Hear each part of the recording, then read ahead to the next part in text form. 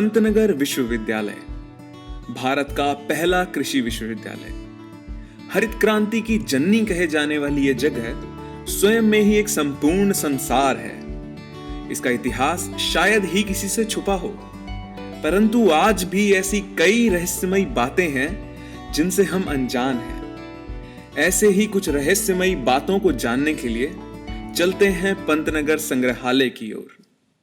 Pantnagar museum की स्थापना सन 2021 में हुई थी। विश्वविद्यालय की स्थापना कार्य की यादों का यहाँ एक अनूठा संग्रह रखा गया है। पंतनगर म्यूजियम के अंदर कई ऐसे दुर्लभ चित्र रखे गए हैं जिसे दुनिया के कोने-कोने से लाया गया है।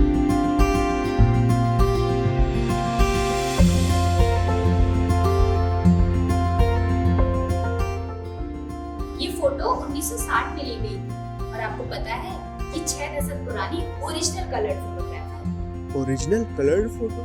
लेकिन 1960 तक भारत में रंगीन तस्वीरें ली ही नहीं जा सकती, फिर ये ओरिजिनल कैसे हुई? हाँ, ये ओरिजिनल फोटोग्राफ हुई कैसे? इसके पीछे एक बहुत दिलचस्प कहानी है। यूनिवर्सिटी म्यूजियम की स्थापना के वक्त कई ऐसी चीजों का चयन हो रहा था जिन्हें प्रदर्शित कर पंतनगर के गौरवमयी इतिहास को दर्शाया जा सके।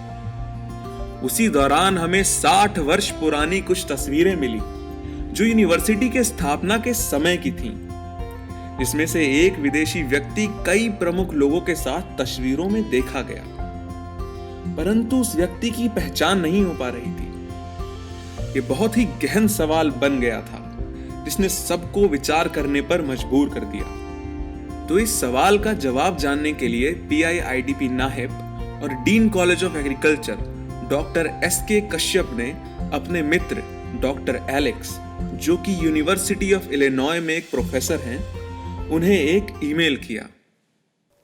उस तस्वीर में थे मेजर HS संदो और श्री एन झा, दो बड़े स्टॉलवर्ड्स, लेकिन बीच में बैठे हुए जो एक व्यक्ति थे वो कौन?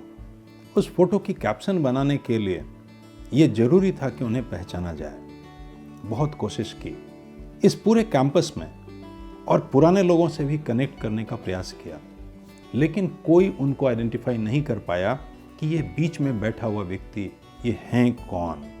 मैंने ऐसा सोचा कि जहाँ से हमारी जेनेसिस है, जहाँ से शुरुआत है इस विश्वविद्यालय की, यूनिवर्सिटी ऑफ इलिनॉय, जहाँ से अनेक लोग आए थे 1960 और उससे पहले, उनसे कनेक्ट करके देखते हैं, उनसे जुड़ कर देखते हैं।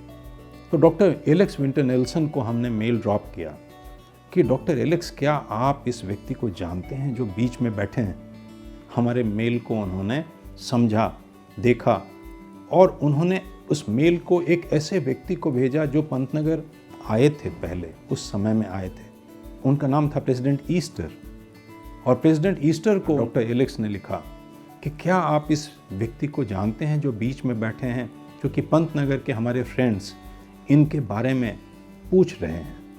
और प्रेसिडेंट ईस्टर ने उस फोटो को देखा और उसके बाद प्रेसिडेंट ईस्टर चूँकि डायरेक्टली आइडेंटिफाई उस समय नहीं कर पाए, तो प्रेसिडेंट ईस्टर ने उस मेल को, उस फोटोग्राफ को फिर से शेयर किया और तब हम एक ऐसे व्यक्ति तक पहुंच पाए जिन्होंने उस व्यक्ति को पहचाना। उनका नाम था ग्रोवर वेब। ये जवान व्यक्ति जो बाएं से दूसरे हैं HW हैना है। उन्होंने ही पंतनगर का ब्लूप्रिंट लिखा था। वो इलिनॉय द्वारा भेजे गए सदस्यों में से एक थे। मैं उन्हें बड़े अच्छे से जानता हूँ क्योंकि वर्ष 1965 में अमेरिका लौटने के बाद मेरे माँ पिता अलग हो गए और तब हैना से मेरी माँ की शादी हुई और हैना मेरे स्टेप फादर बने। और मेरे पिता रॉबर्ट वेब और भाई रिचर्ड ने भी पंतनगर के शुरुआती दौर को जिया है। प्रोफेसर हैंक हैना ने जीवन भर पंतनगर की यादों को जिया। वर्ष 1981 में उनके देहांत के बाद भी मैंने ये तब की दुर्लभ रंगीन तस्वीर संभाल कर रखी है। आज इतने वर्षों में पहली बार किसी ने पंतनगर से इन्हें मांगा। मुझे लगा मेरा बचपन वापस आ गया है। मुझे खुशी है 60 साल बाद भी इन तस्वीरों को आप सबके सामने लगाएंगे और सभी इन्हें देख पाएंगे। तो ये थी रंगीन तस्वीरों की भारत आने की कहानी, जो पंतनगर के पहले पन्ने से जुड़ी। बड़ी मुश्किल से एक एक तस्वीर जोड़कर ये म्यूजियम बन पाया है और हर तस्वीर की अपनी एक अलग कहानी है। मिस्टर वेब ने अपने मेल में लिखा था, हैंक हैना ने पंतनगर बनाने में जी जान लगा दिया। वे बहुत ही शानदार इंसान थे, सबके दोस्त और मददगार। उनके बारे में उनके जाने के बाद किसी ने लिखा था, वह दुनिया से प्यार करते थे और दुनिया भी उन्हें उतना ही प्यार करती थी। उन्होंने अपना पूरा जीवन दुनिया में कुछ नया खोजने और करने में लगाया। यदि संसार हैंक हैना जैसे इंसानों से भरा होता तो यह दुनिया बहुत बहुत अधिक खूबसूरत होती।